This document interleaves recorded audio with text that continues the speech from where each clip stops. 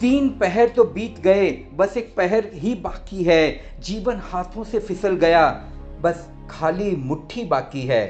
सब कुछ पाया इस जीवन में, फिर भी इच्छाएं बाकी हैं। दुनिया से हमने क्या पाया, ये लेखा जोखा बहुत हुआ। इस जग ने हमसे क्या पाया, बस ये गणनाएं बाकी हैं। इस भागदौड़ की दुनिया में हमको एक पल का होश नहीं। वैसे तो जीवन सुखमय है, पर फिर भी क्यों संतोष नहीं।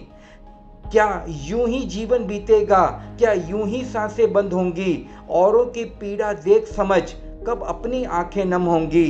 मन के अंतर में कहीं छिपे इस प्रश्न का उत्तर बाकी है। मेरी खुशियां, मेरे सपने, मेरे बच्चे, मेरे अपने, ये करते करते शाम हुई। इससे पहले तम छा जाए, इससे पहले कि शाम ढले, कुछ दूर पराई बस्ती में एक दीप जलाना बाकी है। तीन पहर तो बीत गए, बस एक पहर ही बाकी है। जीवन हाथों से फिसल गया, बस खाली मुट्ठी बाकी है।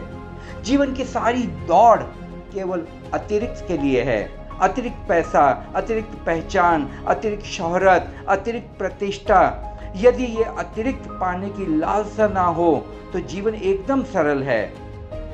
इस अतिरिक्त की चाहने व्यक्ति को यंत्र, तंत्र, मंत्र, ज्योतिष शास्त्र, मौलवी, पंडित और न जाने किन किन के पास विवश नहीं किया जाने के लिए, अपनी कुंडली को दिखाने के लिए। होशपूर्ण जीवन जीने की इस यात्रा में आपका स्वागत है। मैं हूं साक्षी नरेंद्र। अगर हम चाहते हैं कि सभी ग्रह, सभी नक्षत्र तथा समय हमारे अनुकूल रहें, तो आप अच्छा सोचें, अच्छा कर्म करें। अन्यथा कोई ज्योतिष, कोई पंडित, कोई आचार्य एवं टोना टोटका या पूजा पाठ, यज्ञ, हवन हमारे आपके भाग्य को नहीं बदल सकता। कभी नहीं। कभी केवल हमारे शुभ कर्म तथा सही सोच से ही हम अपने भाग्य का निर्माण करते हैं। कर्म प्रधान विश्व करी राखा, जस करूं तस भोगू ताता। तुलसीदास जी रामायण में लिखते हैं, अवश्यमेव भोक्तव्यम कर्तम कर्म शुभाशुभम, ना भुक्तम क्षितय कर्म कल्पकोटि शतैरपि। ब्रह्म वैवर्त पुराण में ये लिखा गया है कि हर व्यक्ति को अपने अच्छे और बुरे कर्मों का फल अवश्य भोगना पड़ता है। बिना भोगे कर्म फल कभी नष्ट नहीं होता, चाहे करोड़ों कल्प बीत जाएं। याद रहे, मनुष्य कर्म करने में स्वतंत्र है, लेकिन फल भोगने में स्वतंत्र कदापि नहीं। कृत कर्म फलम अवश्यमेव भोगत्व्यम।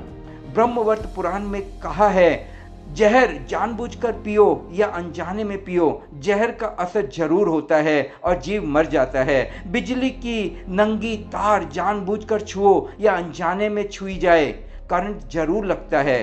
गर्म लोहा अनजाने में छू जाए या जानबूझकर छू जाओ, फफोला जरूर उठेगा। ये नहीं चलेगा कि अनजाने में किया गया पाप फल बिना भोगे नष्ट हो जाएगा। इसलिए यदि हम चाहते हैं कि हमारे साथ बुरा ना हो, हमारी हानि ना हो, हमारे साथ कोई दुर्व्यवहार ना करे, हमारा अपमान ना हो और हमारे साथ हर क्षण सब अच्छा अच्छा हो, हम सफल हों, हमारा सब सम्मान करें, तो हमें भी सभी जीवों के प्रति अच्छा अच्छा करना होगा, अच्छा अच्छा सोचना होगा, भला करना होगा और भला सोचना होगा सबके प्रति। कबीरदास जी बड़ा अच्छा कहते हैं, करता था सो क्यों किया, अब करी क्यों पछताए, बोया पेड़ बबुल का, आम कहाँ से खाए। आपने शुतुरमुर्ग के बारे में सुना होगा। शुतुरमुर्ग दुश्मन को देखकर रेत में अपने मुंह को छिपा लेता है, और जब रेत में उसका मुंह छिप जाता, आंख बंद हो जाती, तो वह शांत खड़ा हो जाता है। जब दुश्मन दिखाई नहीं पड़ता तो शुतुरमुर्ग का तर्क है कि होगा नहीं, इसलिए दिखाई नहीं पड़ता। यही तो बहुत लोगों का तर्क है। वे कहते हैं, हमारे जीवन में ही दुख क्यों, ईश्वर ने मुझे ही दुखों के लिए क्यों चुना। हमारे सूक्ष्म कर्म दिखाई नहीं पड़ते, जो दिखाई पड़ता है वही हम मान लेते हैं, और जो दिखाई नहीं पड़ता वह नहीं है। यही तो शुतुरमुर्ग का तर्क है। शुतुरमुर्ग बड़ा नास्तिक मालूम होता है, सिर छिपाकर खड़ा हो जाता है रेत में, दुश्मन सामने खड़ा है, लेकिन अब उसे दिखाई नहीं पड़ता, डर खत्म हो गया। जब दुश्मन दिखाई नहीं पड़ता तो नहीं होगा, जो दिखाई नहीं पड़ता वो हो कैसे सकता है। और इस भांति शुतुरमुर्ग दुश्मन के हाथ में पड़ जाता है। आंख खुली रहती तो बचाव भी हो सकता था, भाग भी सकता था, लड़ भी सकता था, छिप भी सकता था, कुछ किया जा सकता था। आंख बंद करके रेत में सिर गड़ाकर खड़े हो गए। अब तो कुछ भी नहीं किया जा सकता। अब तो कमजोर दुश्मन भी हरा देगा, अब तो छोटा मोटा दुश्मन भी नष्ट कर देगा। आप दिन भर के आपके सूक्ष्म कर्मों को यदि देखेंगे तो आपको पता चलेगा कितनी बार आपने अपने माता पिता का दिल दुखाया। किसी दूसरे के बारे में आपके मन में विचारों का कभी अवलोकन किया? सब जगह नकारात्मकता ही नकारात्मकता है।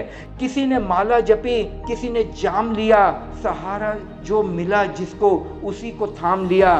और अजब हाल था हरसू नकाब उठने पर, किसी ने दिल को, किसी ने जिगर को थाम लिया। हमारा सारा जीवन बेहोशी से भरा है और इसी कारण हम सूक्ष्म कर्मों में कैसे नकारात्मकता को आकर्षित करते हैं, ये आपको जानकर आश्चर्य होगा। डेल कार्नेगी ने अपने संस्मरणों में लिखा है कि एक स्त्री ने उसे पत्र लिखा। वह रेडियो पर बोला लिंकन के ऊपर, लिंकन का कोई जन्मतिथि थी, उस पर व्याख्यान दिया और व्याख्यान में उसने लिंकन के संबंध में कुछ गलत तथ्य बोल दिए। तो एक स्त्री ने उसे पत्र लिखा कि जब तुम्हें लिंकन के संबंध में कुछ भी नहीं पता तो कम से कम व्याख्यान देने की जरूरत तो मत करो। वह भी रेडियो पर, सारे मुल्क ने सुना और लोग हंसे होंगे। अपनी भूल सुधार करो और क्षमा मांगो। उसने बहुत क्रोध से पत्र लिखा था। डेल कार्नेगी ने उसी वक्त क्रोध से जवाब लिखा। जितना जहरीला पत्र था उतना ही जहरीला जवाब लिखा। लेकिन रात देर हो गई थी तो उसने सोचा सुबह पत्र डाल देंगे।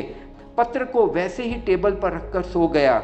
सुबह उठकर डालते वक्त दोबारा पढ़ना चाहा तो पत्र को दोबारा पढ़ा तो उसे लगा कि ये जरा ज़्यादा है, इतने क्रोध की कोई ज़रूरत नहीं। वह गर्मी कम हो गई, लोहा ठंडा हो गया तो उसने सोचा दूसरा पत्र लिखूं, ये उचित नहीं है। उसने दूसरा पत्र लिखा, उसमें थोड़ी सी क्रोध की रेखा रह गई थी। तब उसे ख्याल आया कि अगर रात के 12 घंटे में इतना फ़र्क हो गया तो मैं 12 घंटे और रोकूं।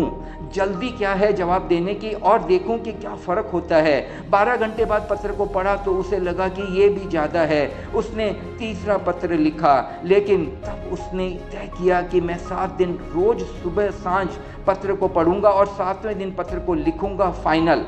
7वें दिन जो पत्र लिखा वह प्रेमपूर्ण था, क्षमा याचना से भरा था। उसमें उसने लिखा था कि आपने मेरी गलती दिखाई, उसके लिए मैं जितना अनुग्रहित हूँ उतना कम है और आगे भी कभी मेरी कोई गलती दिखाई पड़े तो मुझे खबर देना। वह स्त्री उससे मिलने आई और सदा के लिए मित्रता खड़ी हो गई।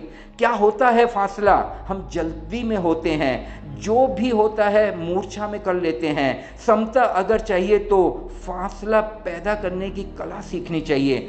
लेकिन हम होशियार लोग हैं, हम फासले में भी धोखा दे सकते हैं। जब कोई बिजली का बटन दबाता है ऐसे ही हमारे भीतर बटन दब जाते हैं। आप सुखी हो जाते हैं, दुखी हो जाते हैं। बिजली का बटन दबाने पर बिजली कह नहीं सकती कि मैं नहीं जलूंगी, मजबूर है, यंत्र है, लेकिन आप यंत्र नहीं हैं। जब कोई गाली दे तो क्रोधित होना तत्क्षण बिजली के बटन की तरह काम हो रहा है। आप यंत्र की तरह व्यवहार कर रहे हैं। रुकें, उसने गाली दी ठीक, लेकिन आप अपने मालिक हैं। गाली लेने में जल्दी मत करें। किसी ने सम्मान किया वह उसकी बात है, किसी ने आपके खुशामद की, चापलूसी की, वह उसकी बात है, लेकिन आप जल्दी मत करें और एकदम पिघल ना जाएं। रुकें, थोड़ा समय दें, थोड़े फासले पर खड़े होकर देखें कि क्या हो रहा है और आप पाएंगे कि जितना आप फासला बढ़ाते जाएंगे सुख दुख समान होते जाएंगे।